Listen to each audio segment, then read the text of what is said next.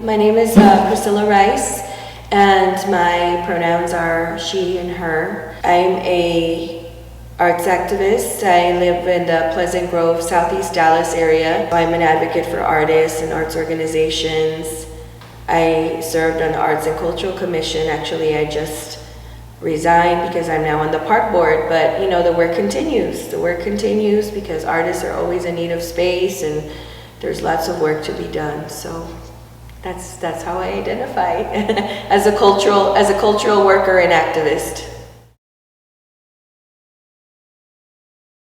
That's a tough question because I think of what the world will look like, what I want the world to look like, right? So it's like, what is the reality versus what do I want to see? So the reality, I see that people are speaking up, and this is not something new because this has happened, every time there's tragedy and every time there's things that really affect us, personally, politically, emotionally. People are are pushed to speak up. I hope that, there are laws in place that protect people, that protect children. Society is more accepting of our trans, of our trans youth, of our trans adults, of our LGBTQ community. I see the future as being more accepting and more inclusive. Otherwise, why are we here? I see that in the future, and that's probably a combination of it comes from a place of hope. It comes because I want us to all make it. I want us to all survive. I want future generations, for our children and our children's children, or even if we don't have children, our nieces and nephews, for them to be in a safe place, whatever that means.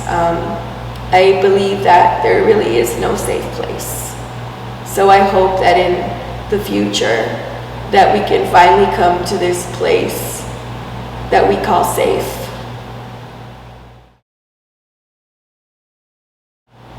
I don't know if we'll ever get out of this pandemic. So I think people just, the way we live our lives now and trying to take care of ourselves, more of our health, more of each other. I hope that continues, and I hope that, of course, not the pandemic thing, but I hope that if this is hot as anything, is to just take care of each other. So I see the future as communities. I already see it happening. I feel like the seeds have been planted, but I hope that, these seeds become gardens and that we're able to nurture each other, that we're able to uplift each other, that there is more unity and less division. And I really feel that that's what most people want. I think most people want to help each other and want to be, we're not all the same and we're always going to have differences, and that's fine.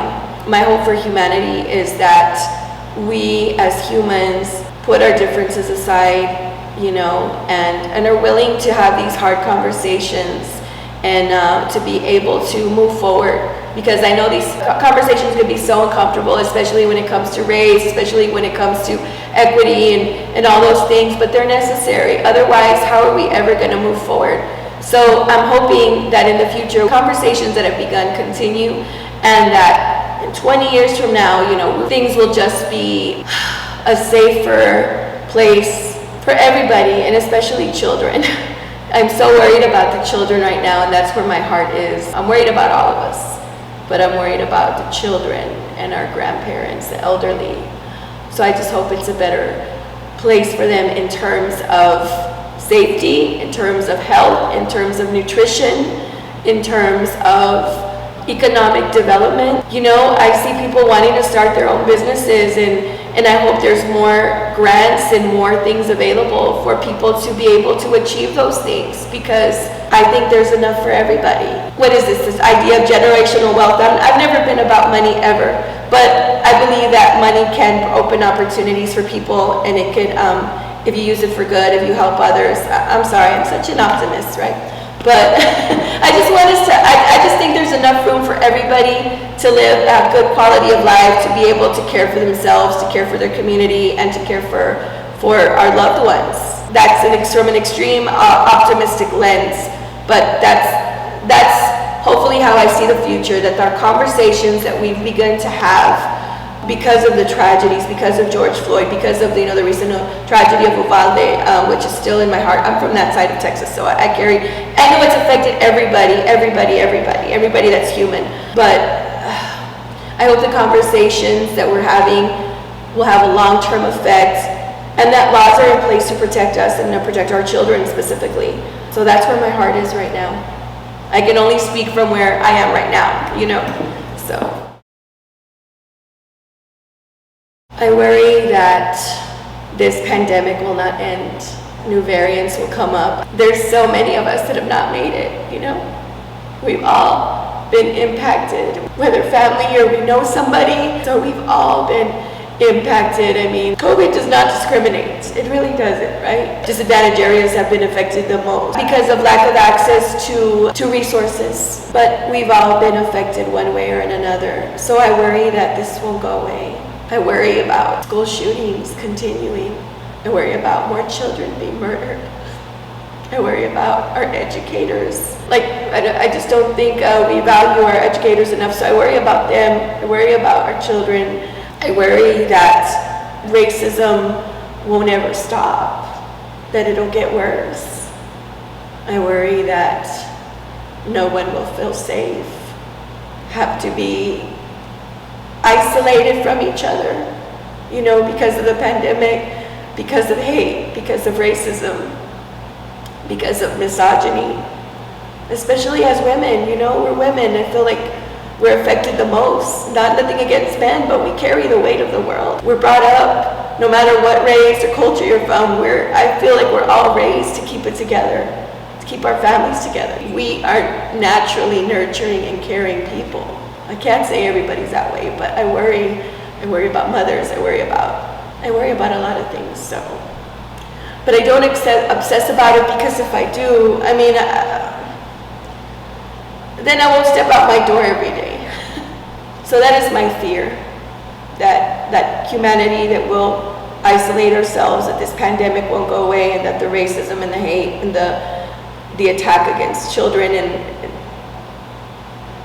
and that children will still be in cages at the border, that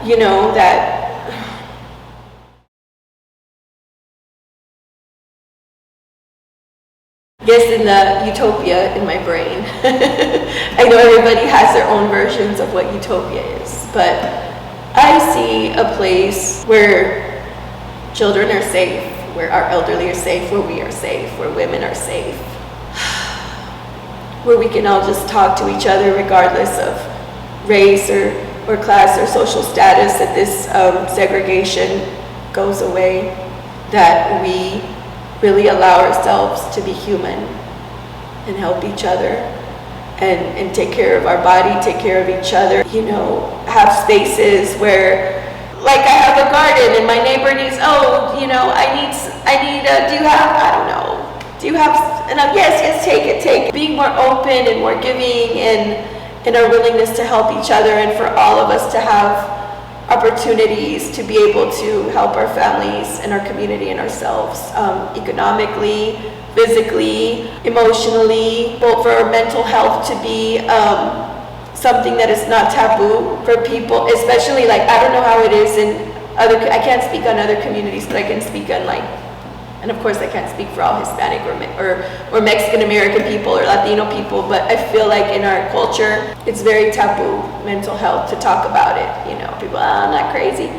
But I hope that people are able to care for their mental health and for it not to be a taboo. I hope that friends that are trans or LGBTQ are not ostracized or not shamed just for existing. They just want to exist without fear.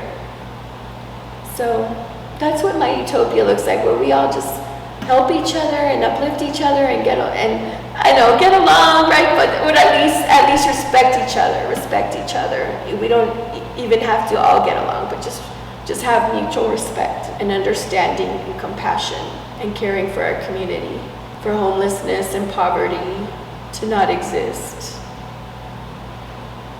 I feel elitist, sometimes being in my car and I see people asking for money, and I was like, who am I to have a car? And then you're like, we're the same, we're both human, you know?